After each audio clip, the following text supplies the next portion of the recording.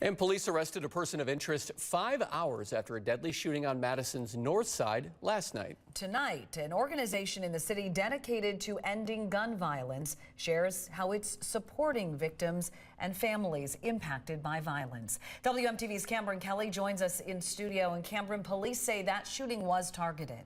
And it left a man in his 20s dead. Now Focus Interruption is working hand in hand with victims and their families, hoping to provide hope and a sense of comfort.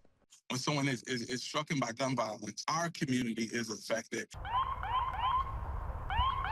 Police found a man with a gunshot wound lying in the middle of the road near the 2400 block of Brentwood Parkway on Monday. Madison nonprofit Focus Interruption says there is not a cookie-cutter approach for helping grieving families. Sometimes it's being able to help with relocation. Sometimes it is just being able to, it even goes to, we've sat down and prayed with people. The victim was rushed to the hospital where he died.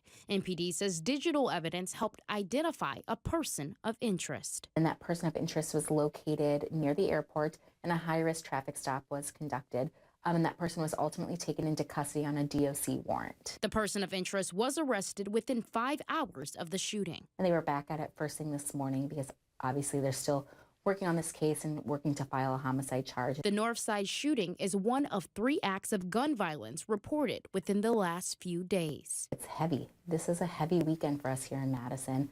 You know, our community has been trending in the correct way when it comes to seeing, you know, violent crimes being down overall. But when you have 3 incidents like this that happen back to back, it brings people down. You know, it makes people fearful to go out. Focus Interruption has community safety workers that serve as mediators and social service connectors between neighborhoods and law enforcement. Being able to have very open conversations and straight to the point conversations, and law enforcement has allowed us to be able to actually have conversations with individuals to be able to help them get to whatever that next step is for that family.